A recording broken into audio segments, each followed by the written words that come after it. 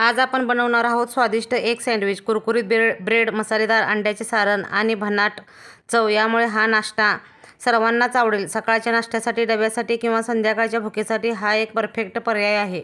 आज आपल्याला बघा सँडविच बनवायचा आहे. त्यासाठी मी बघा ब्रेड घेतलेला आहे. थोडासा आपल्याला वेगळा सँडविचसाठी वेगळा ब्रेड लागतोय, पण तुम्हाला मिळाला नाही ब्रेड, त्यामुळे मी हा साधाच ब्रेड घेतलेला आहे बघा.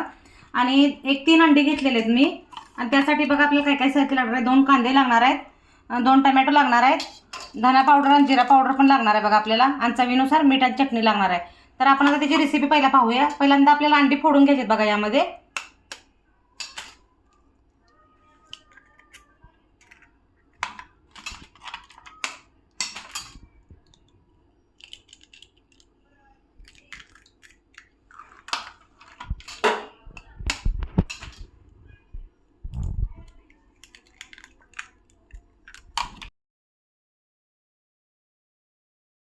पावडर घेतले मी.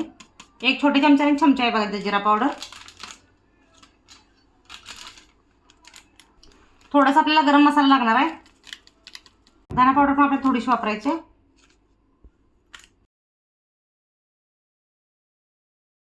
चवीनुसार आपल्याला मीठ वापरायचं आहे बघा. यामध्ये थोडीशी चटणी वापरायची आपल्याला.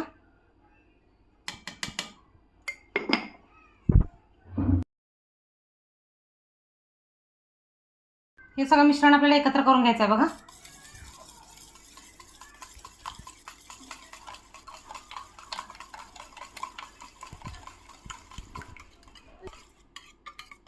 बघा हे सगळं आपलं एकत्र मिश्रण व्यवस्थित झालेलं आहे. आता आपल्याला यासाठी कांदा चिरून घ्यायचा आहे बघा व्यवस्थित.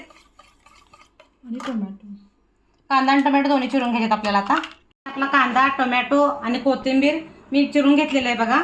आपल्याला कांद्याचे काप करून घ्यायचे आणि टोमॅटोचे पण अशाच प्रकारे काप करून घ्यायचे आपल्याला बघा.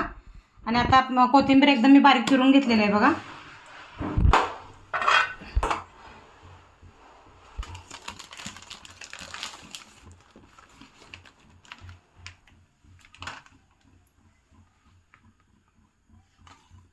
आपल्याला सँडविचसाठी ब्रेड थोडासा मोठा लागतो. हा एकदम बारीक आहे बघा ब्रेड. मोठा ब्रेड घ्यायचा कधी पण सँडविचसाठी. आता आपल्याला तव्यावरती बघा थोडंसं तेल टाकून घ्यायचं आहे. यासाठी तुम्ही बटर पण वापरू शकता. हे बघा मिश्रण अशा प्रकारे तयार झालेलं आहे बघा अंड्याचं. आता यामध्ये बघा आपल्याला पावाच्या आकारचं थोडंसं सोडून घ्यायचं आहे अंड्याचे मिश्रण.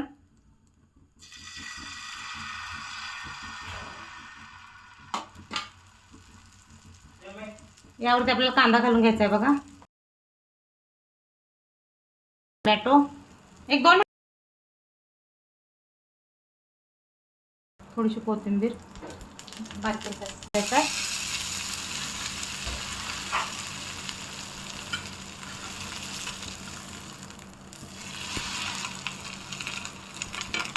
बघा असं दाबून घ्यायचं म्हणजे चिकटते ब्रेडला हे व्यवस्थित. त्यावरती दुसरा ब्रेड पण आपल्याला असंच करून घ्यायचा आहे बघा. अशा प्रकारे दोन्ही बाजूने आपल्याला व्यवस्थित भाजून घ्यायचं आहे. एकदम करपूस. खायला पण एकदम टेस्टी लागते हे नाश्ता. आपल्याला दोन्ही बाजूने करपूस भाजून घ्यायचा आहे व्यवस्थित तांबूस रंग येईपर्यंत. तुम्ही बटर लावून सुद्धा भाजू शकताय. हे मुलांना झटपट नाश्त्यासाठी छान रेसिपी आहे बघा. पावसाळ्यामध्ये मुलांना सकाळ खायला दुपारच्या टायमात छान आहे बघा हे.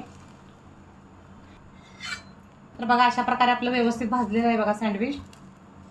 तुम्ही सॉस संगट खाऊ शकताय हे, किंवा असं पण छान लागते बिना सॉसचं. बघा अशा प्रकारे आपलं सँडविच तयार झालेलं आहे.